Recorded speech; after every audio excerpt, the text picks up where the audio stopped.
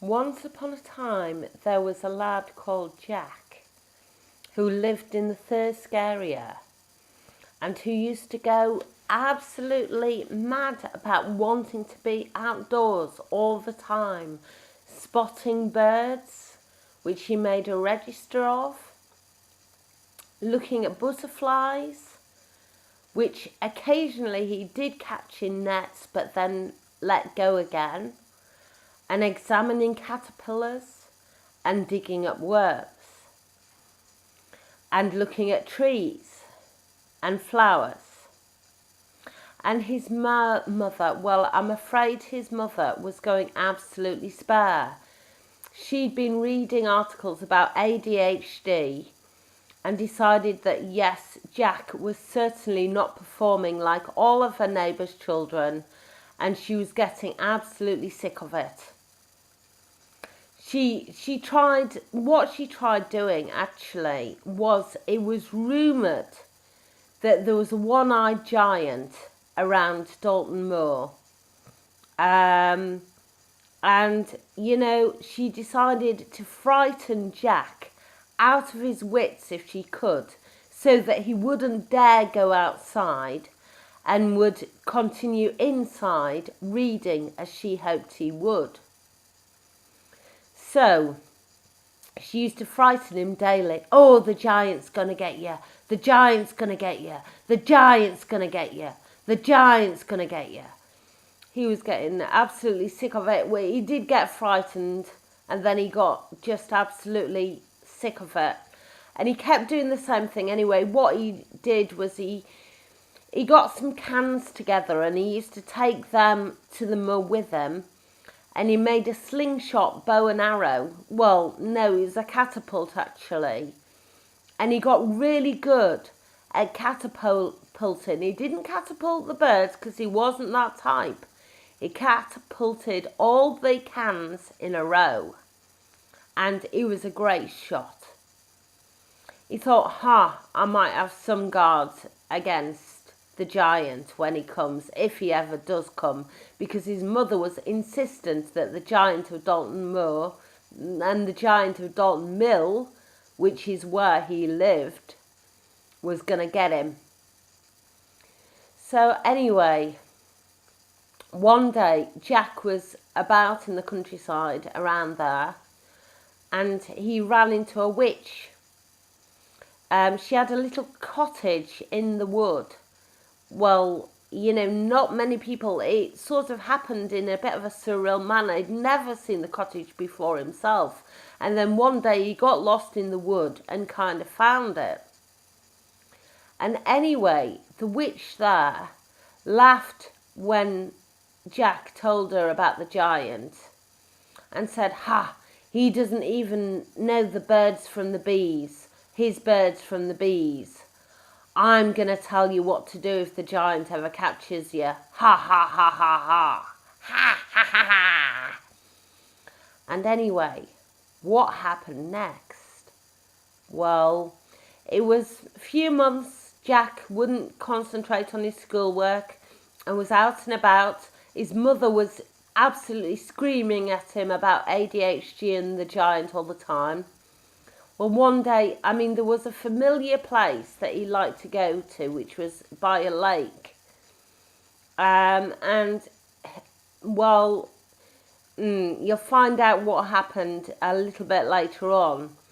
But one day, when Jack was by the lake, I'm afraid what happened, the giant of Dalton Mill did come and sweep him up. And he didn't have his catapult in his hand at that time because he was asleep on the grass. And he hadn't seen it coming. And so the giant swept him up in his hands and took him off to his mill. Well, that giant was thoroughly... Jack, sorry, not giant. This isn't Jack the Giant. This is Jack versus the giant. Anyway, he was thoroughly expecting to be ground up because the giant had a practice of absolutely bone crushing and eating people's heads, even their ears, even their eyes, the limbs. He absolutely had a slaughterhouse going on there.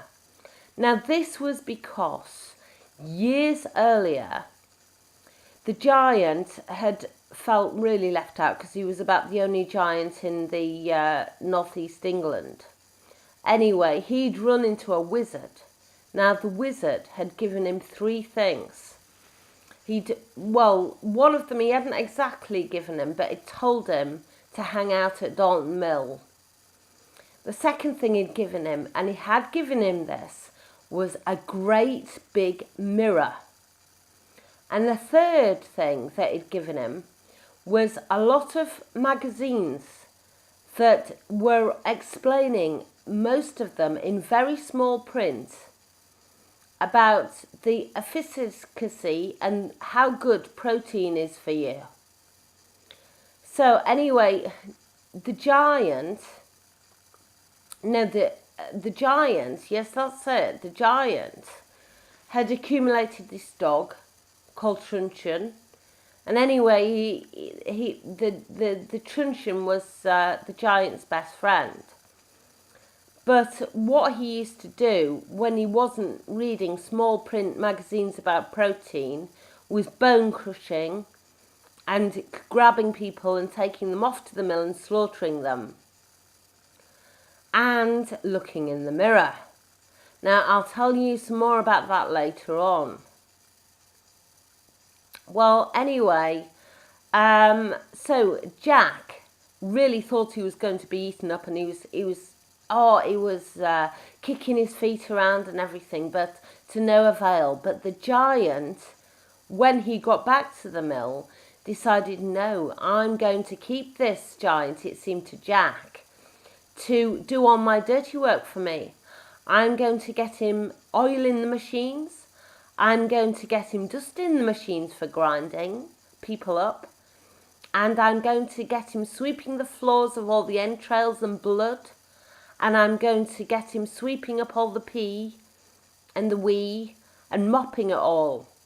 Ha!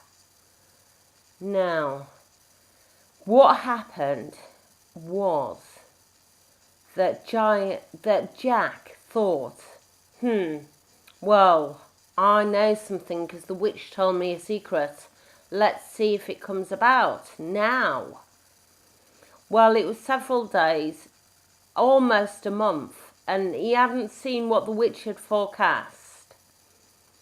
But anyway, he was mopping up, cleaning up, oiling, and like once a week, the giant would disappear somewhere and pick up a huge crate of tomato ketchup.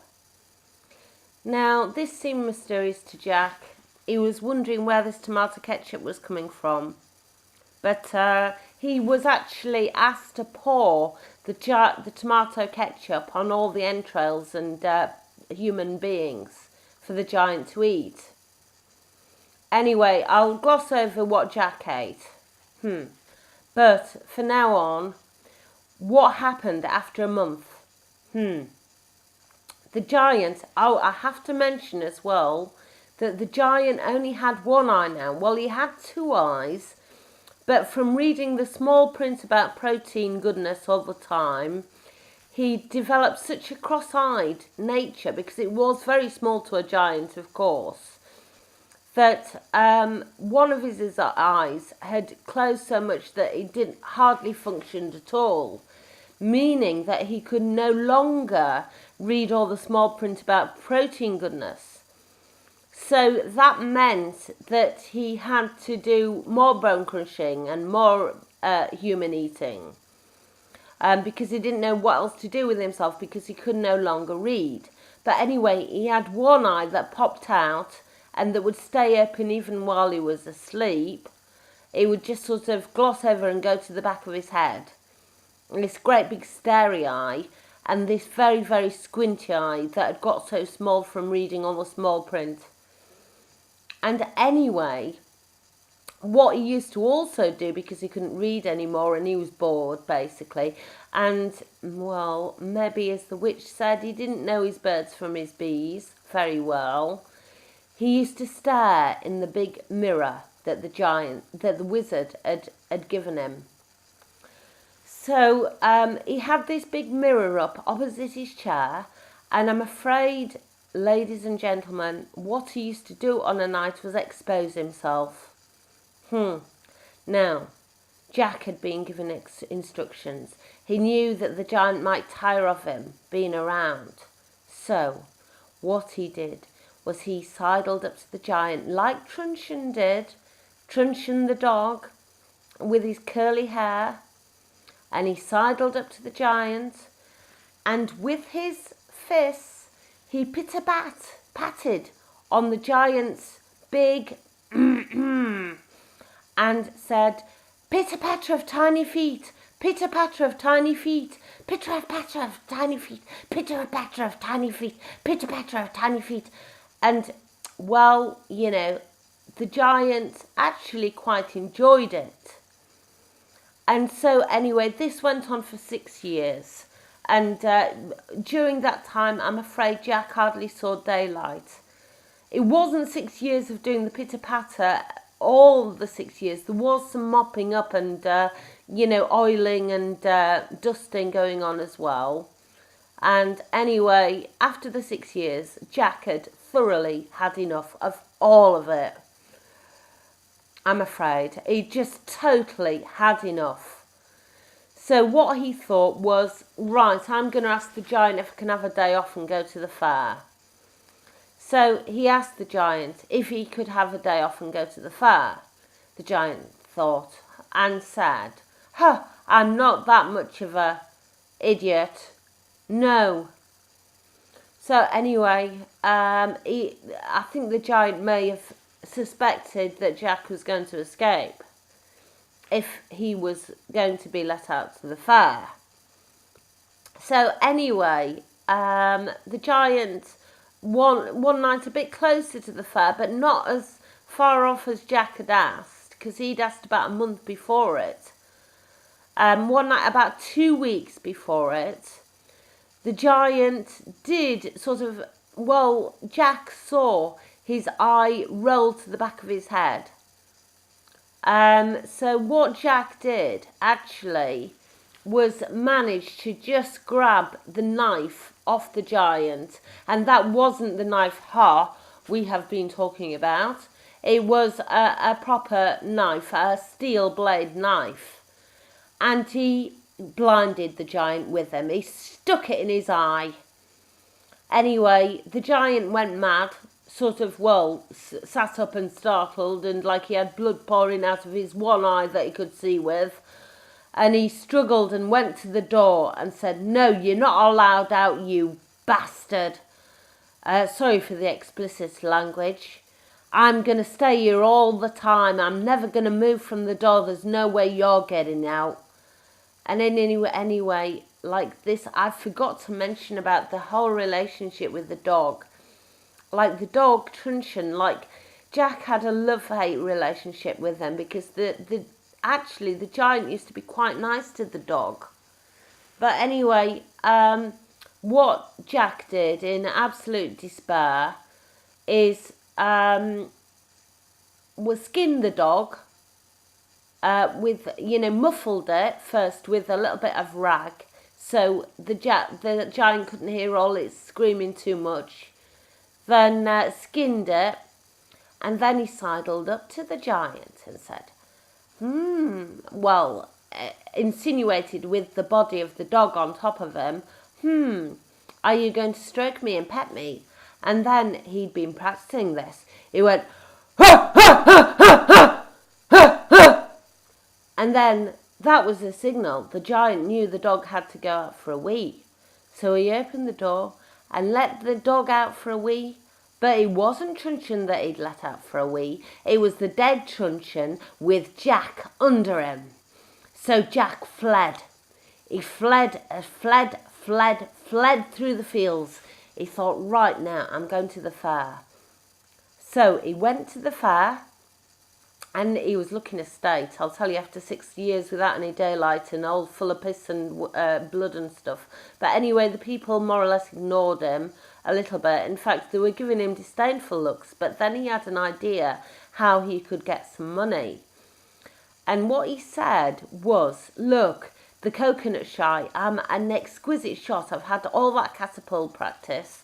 I'll tell you what, I will win you every coconut going and hit it every time if you pay me some money halfway to get coconuts for you.